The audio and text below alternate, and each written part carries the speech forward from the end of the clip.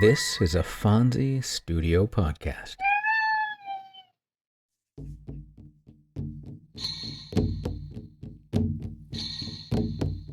Welcome to Tales from the First Nations. I'm Jay Idle, and every week I'll share with you a tale and ancient wisdom of the native tribes of North America. I'll be joined by my cats, Dawa and Fonzie, who will undoubtedly make their presence known at some point, so I might as well just list them as co-hosts. We hope you'll enjoy the tales and wisdom, raise your vibration, and enrich your life with us every week.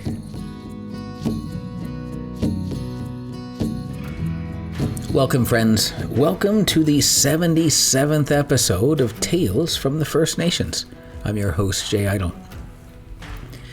We spent a lot of time in the air with wind and birds this year, so I wanted to spend a little time with my feet on the ground. I wanted to spotlight the elk today. Across many Native American tribes, the elk symbolized strength, endurance, and vitality. As one of the largest and most powerful animals in the forest and plains, elk were admired for their stamina, keen senses, and ability to thrive in harsh environments. Plains and plateau tribes often associated elk with masculinity, leadership, and physical prowess, and elk teeth were worn as signs of bravery, success, and honor. The elk also carried spiritual and social meaning. Its distinctive call during mating season connected it to courtship, love, and communication, inspiring stories about music, flutes, and attraction. In many traditions, the elk represents balance between power and gentleness, reminding people that true strength is guided by respect, self-control, and harmony with the natural world. We have 3 stories today to focus our attention on: our great friend, the elk, and we begin with a tale from the Northwest Territory called The Life-Saving Elk.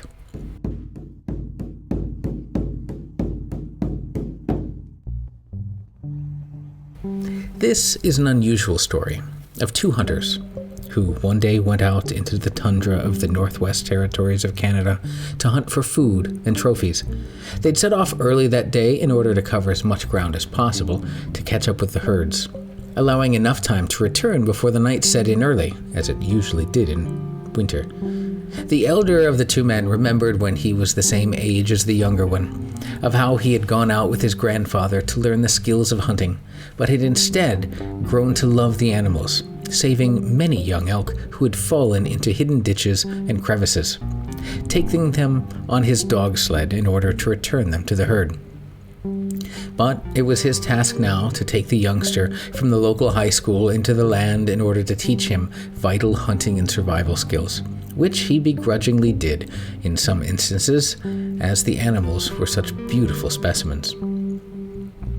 As the day drew on, they'd been lucky and bagged a couple of large elk, but on traveling on the soft snow of their snowmobiles, they were so earnest in following the herd that they hadn't realized they'd jumped over what they thought was a mound of snow, but turned out to be a small cliff, both careening headlong over it and down in the very deep, soft snow. Both snowmobiles were damaged, leaving the younger of the men with minor bruises, but the older one with a bad leg injury. The younger one pulled him out of the mountain of snow and left him at its base, tucked up in a warm blanket, with all he needed around him. The intention was that the younger one would hike back to the small town and bring back help, hopefully within a couple of hours before dusk. 6 hours passed, then 8, and still there was no sign of a rescue party. The older man by then was beginning to feel the cold and had to somehow set up a fire for the night. He decided to drag and pull himself a few hundred yards to some bushes and trees to try and gather some wood, but he hadn't bargained on it getting so dark so fast, and found himself stranded on a frozen patch of clear land.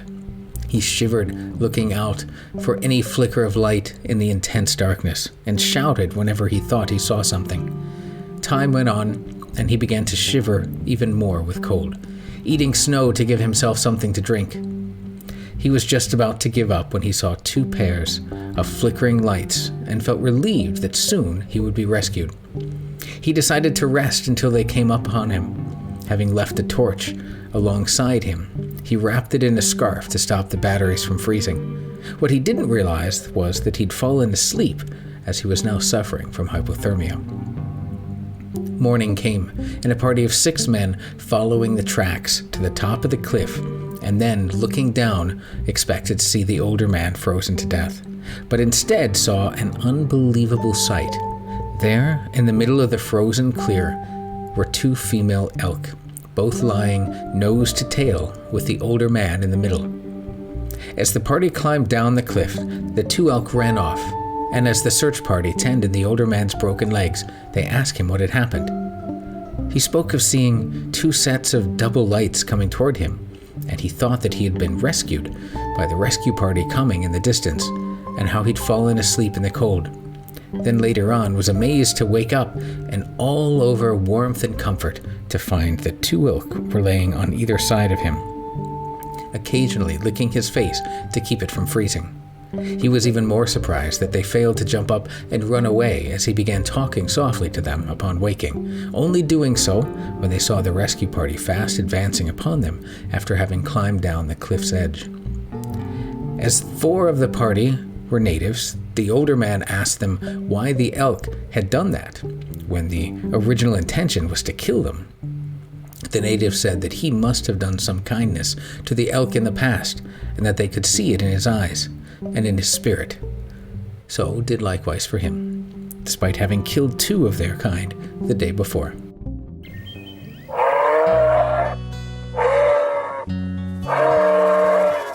Every kind act comes back to bless us later.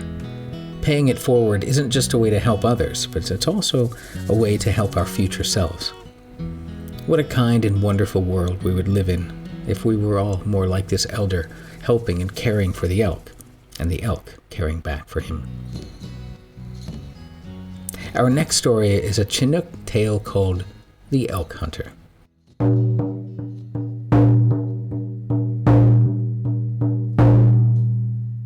A youth was in the habit of setting traps. He always killed bears. One year he had set his traps as usual, and when he went to look after them, he heard a woman crying in a trap. He reached her. Her hand was caught in the trap.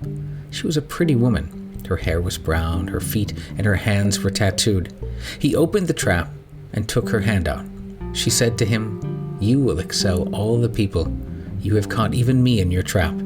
You will be a great hunter." The youth said, "I shall carry you to our town." Thus he spoke to this supernatural helper. "I shall show you to the Indians." Now he carried her home. His relatives saw her, and all died. He died also. After many years, another boy saw her. He had no father and no mother. He was poor. He was a small boy. She said to him, "When you have grown a little larger, you will excel all hunters." I did not tell the first Indian not to show me, and behold, he showed me to the people. When you go elk hunting, carry only a stick in your hand and paint that stick. The boy grew up and became a youth. Then he sang, "I did not tell him thus, the first one, and behold, he showed me to the Indians. I did not tell him thus, the first one, behold." He also sang, "If the orphan boy remembers what is told of olden times, if the orphan boy remembers what is told of olden times, he shall excel all others." The people helped him singing.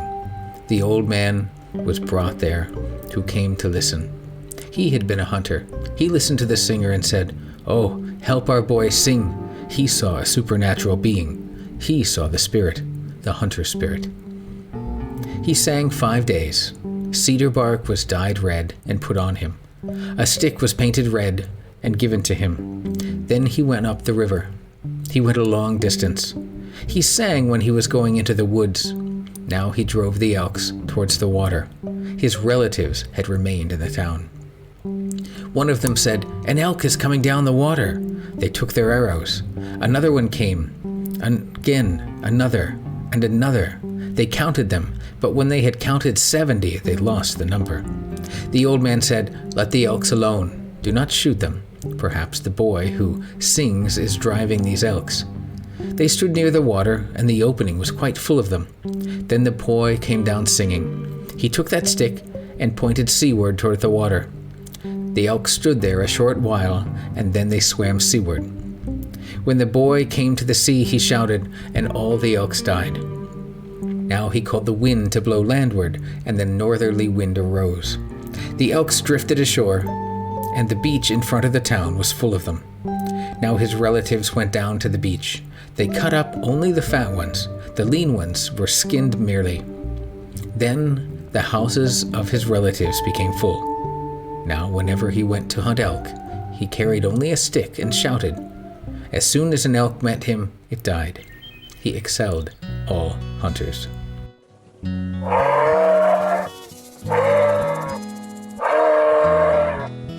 That is quite a power that hunter boy now possesses. It seems that with the blessing of the hunting spirit, none who are close to him will ever go hungry again. Our final story is about another great hunter who sets his skills at hunting the sky elk.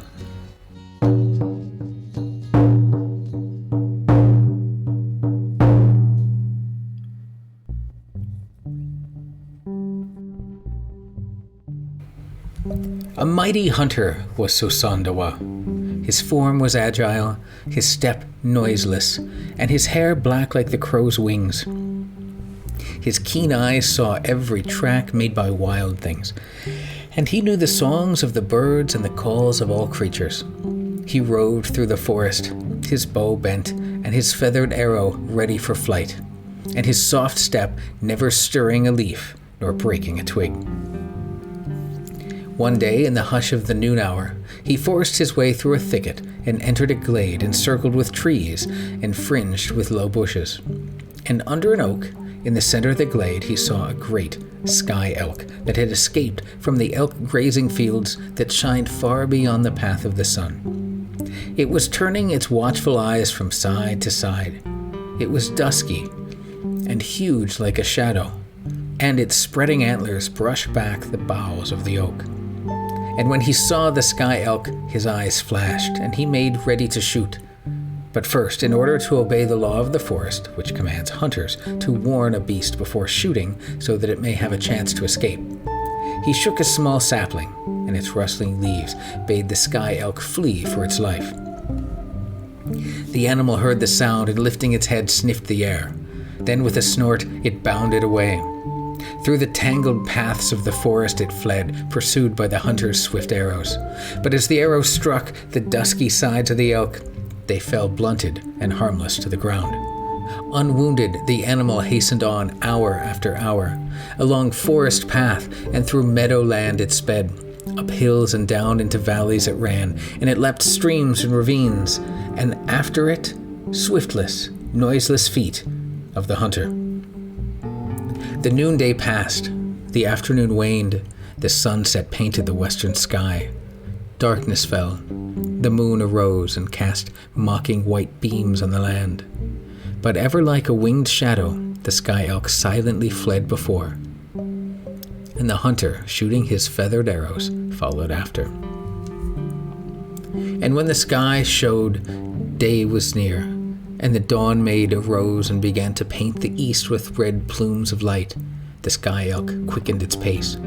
Reaching the edge of the world, it leaped up the rosy white cloud hills and hastened to the dawn maiden's lodge in the land of the early morning red.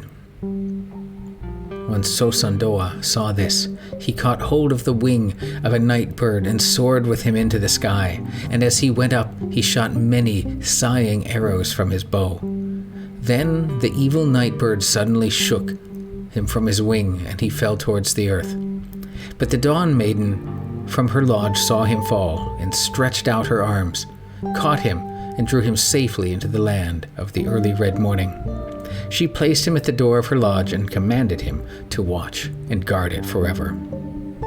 But Sosondawa never saw the sky elk again, for it had returned to the elk grazing fields that shine far beyond the path of the sun.